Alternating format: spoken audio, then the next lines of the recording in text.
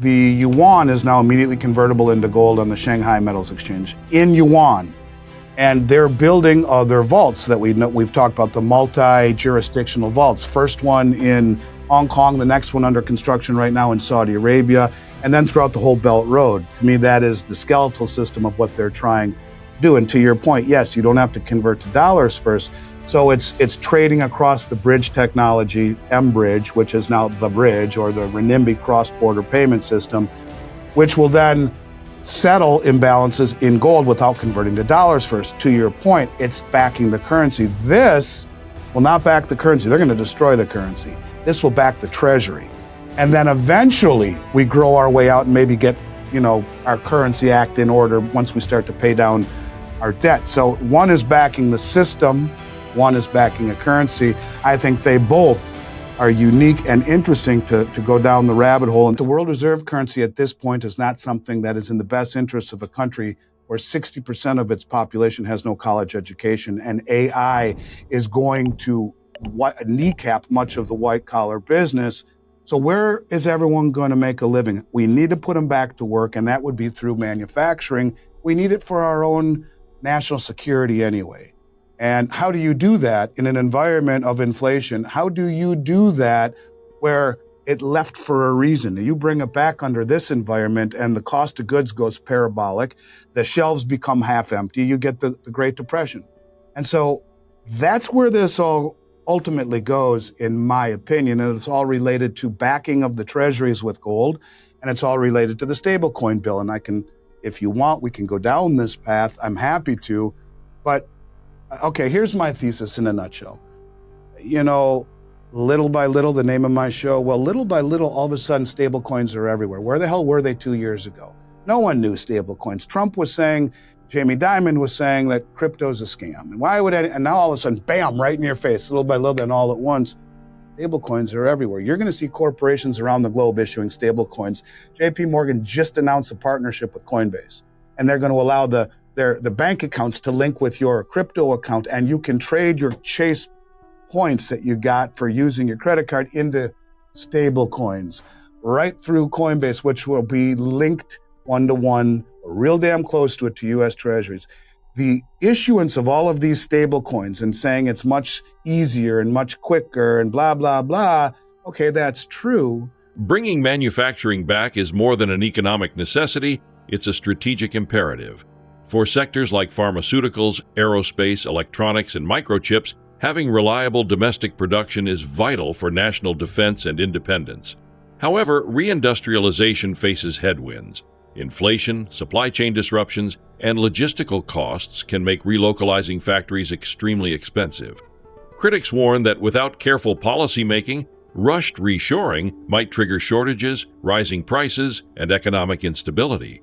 The delicate balance lies in ramping up manufacturing while managing inflation and avoiding repeat historical downturns like the Great Depression. But I believe that Besant, who said we're going to go very big on stablecoins, up to $2 trillion a year, will be used to load the front end of the yield curve, up to 2-year duration in Treasury, low rates. But the constant use of these stablecoins will do just that. Now, what happens to the back end? The back end, to me, will be backed by gold. Now, Judy Shelton said to me on my show with her, and she's been saying it again lately, that July 4th next year, 2026, is a big day for Trump, a huge day, and it's the 250th anniversary of the country. And she said, Andy, he will issue gold-backed treasuries at that point, redeemable in gold. And I said, Judy, do you think gold will be revalued? It's held in the gold revaluation account, and not in so many words. She said, yes. Now, when we're done with this, I want to get your opinion on what you think about gold revaluation. But James Rickards comes up with a number of near 24,000. He does that by dividing the money supply into the gold. And well, if that happened, I'm just saying if it did, that would give the Treasury general account about $6 trillion free and clear, as every $4,000 increase would give the Treasury $1 trillion. Every $4,000 increase gives the Treasury $1 trillion free and clear. They would issue those certificates to the Fed, who would print the money out of thin air and give the money to the Treasury. Now, the certificates and the gold that they hold only gives credit or claim on the dollar value of the gold, not the gold itself. That belongs to the American people. So that it's an accounting gimmick. But the printing of all of that money in James' case would devalue the dollar by over 60%. So you destroy the value of the dollar. You're purposely doing it. How do you pay 28 trillion in come-due treasuries with 15 trillion in revenue? You don't.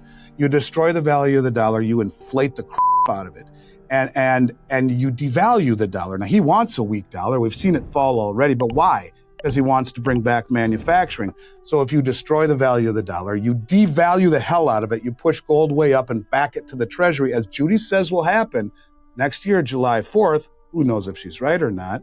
I think she is.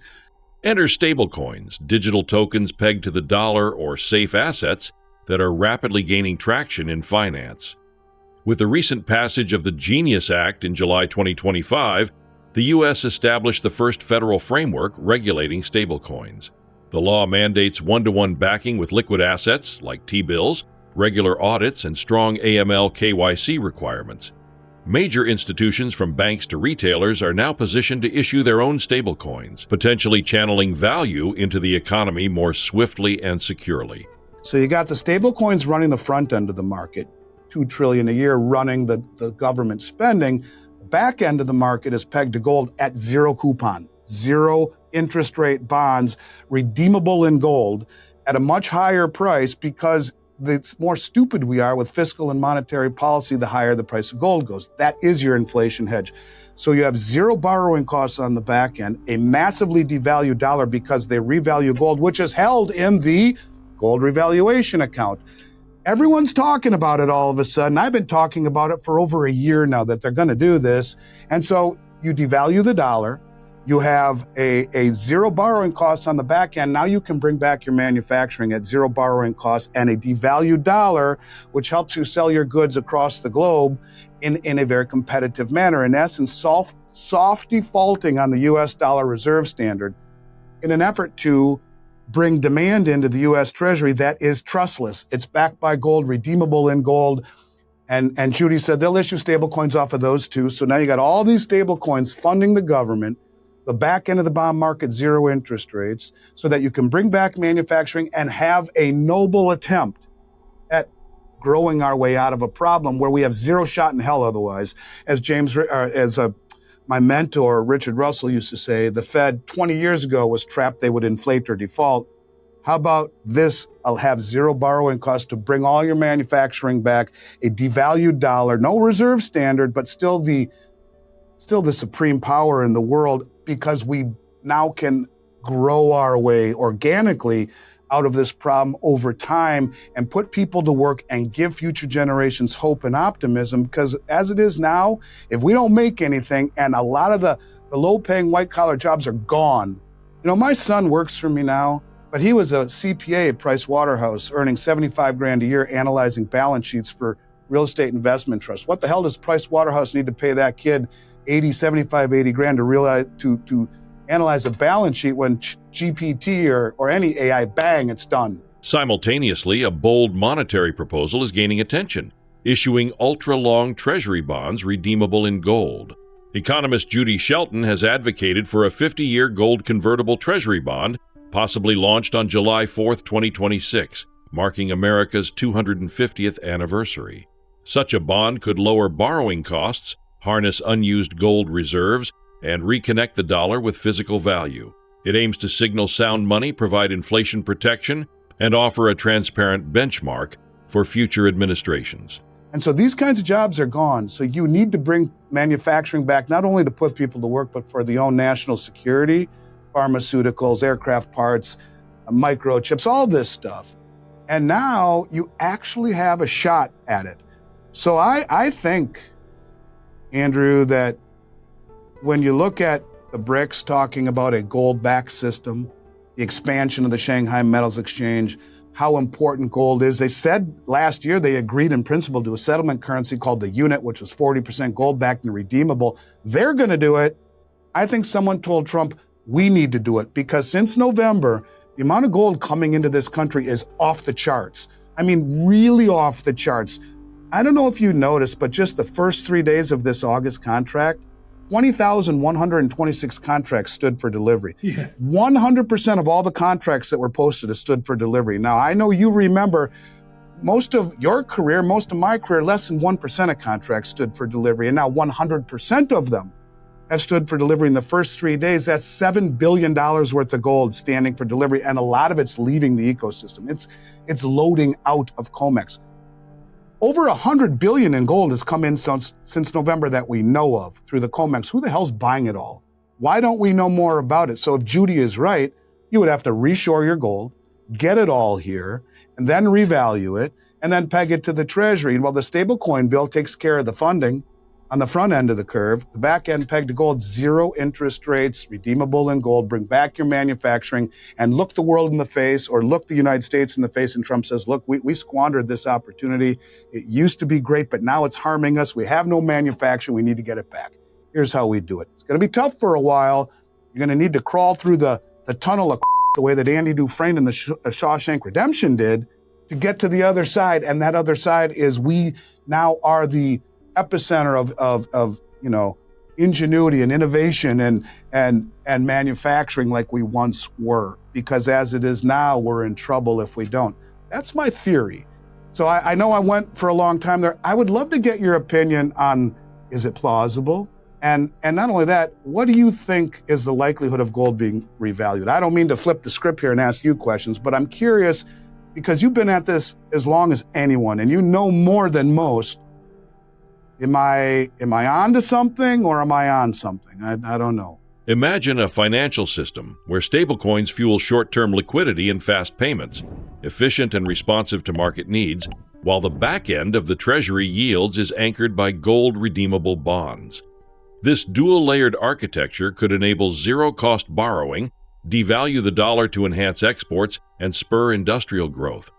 In effect, it becomes a soft reset, a systemic shift away from fiat toward trust-based, asset-backed finance. Such a model could revitalize manufacturing, restore job growth, and offer hope for a future oriented around production and ingenuity. The yuan is now immediately convertible into gold on the Shanghai Metals Exchange in yuan. And they're building their vaults that we've talked about, the multi-jurisdictional vaults. First one in Hong Kong, the next one under construction right now in Saudi Arabia, and then throughout the whole Belt Road. To me, that is the skeletal system of what they're trying to do. And to your point, yes, you don't have to convert to dollars first.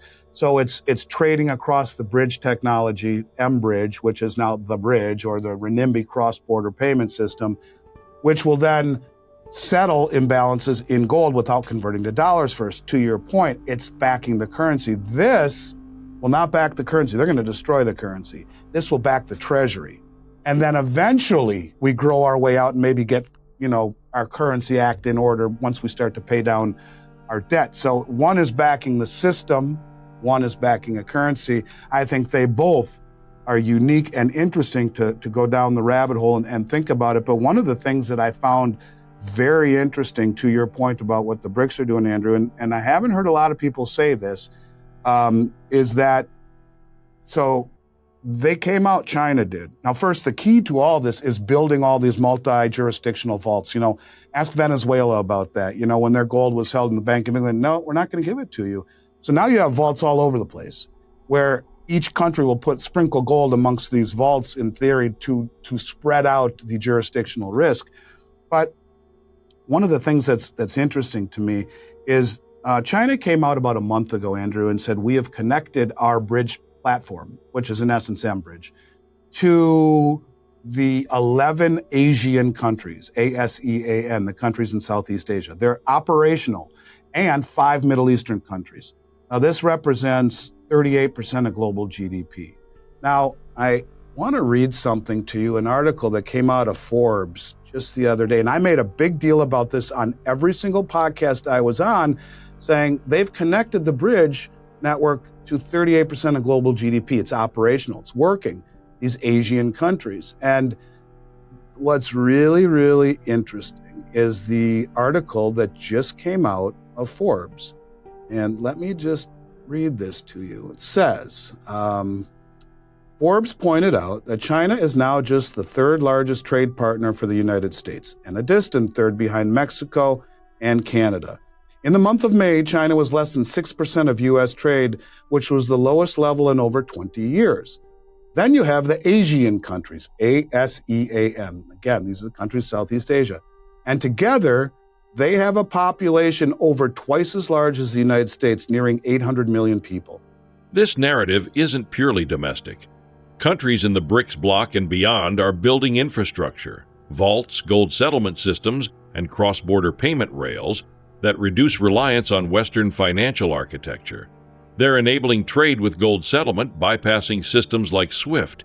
If the U.S. embraces gold-based bonds and stablecoin integration, it might align its policy with global trends, asserting leadership through innovation rather than control. Ultimately, this transition could empower a new era of U.S. manufacturing and anchor the nation's economic future in both digital efficiency and tangible value. These are also some of the fastest growing consumer markets in the world with a fast growing middle class.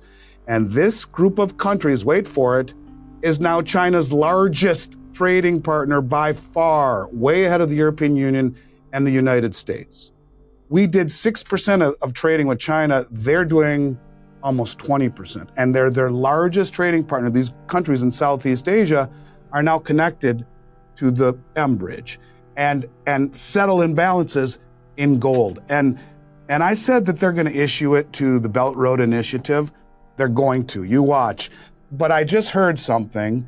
The BRICS Pay, the gentleman was being interviewed, the guy that designed it, and their CEO, and he said they are right now, this is B2B, this is retail. It's like a credit card where you can spend in any of the BRICS countries seamlessly, B2B or small bank to small bank, consumer to business, whatever, retail.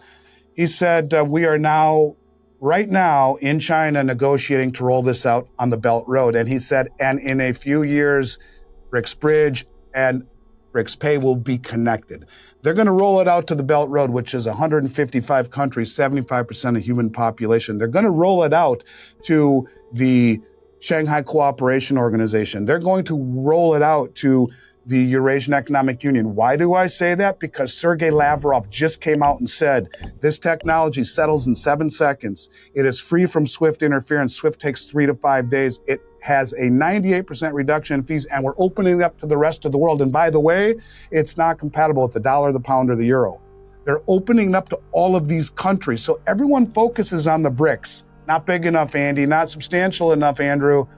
Well, sorry for the language. I'm just simply saying, you now, if Lavrov says you open it up to 90% of human population and allow them to trade outside SWIFT on a retail level and on a central bank to central bank level with imbalances settled in gold at that level through a multi-jurisdictional set of vaults. You see, when the BIS pulled the plug at the 12th hour on M-Bridge, embarrassing them the way they did, say we can't be part of a technology that allows any country to sidestep Western sanctions, pretending that they just realized that Russia was the R in BRICS. That's what incentivized all this. So now China is taking the lead, calling it the renminbi cross-border payment system. They're setting up all of these vaults that will connect with the BRICS vault, that will connect with the vault in Dubai, that will connect with the vault in the new vault being built in St. Petersburg and Moscow. And all of these vaults will be the backbone, and it will be the renminbi cross-border payment system until maybe Trump is gone. And then bang, you bring the unit in, which they've already agreed on in principle, but the rails are done, the infrastructure is done, the technology works, and the vaulting system, which is the key to it all, because you can take possession, to your point, of gold in multi-jurisdictional vaults. The next one is under construction in Saudi Arabia, who was the 5th partner in M-Bridge at the end. So they're straddling both sides of BRICS, but you can see where their allegiance is actually focused on. And instead of antagonizing Trump with this BRICS bridge, they call it the renminbi cross-border payment bridge for now. But it's the same technology as M-Bridge. And Lavrov, who's Russian, and the guy who developed BRICS Pay is Russian, they're all connected. They're just not poking President Trump, and that's probably a smart thing.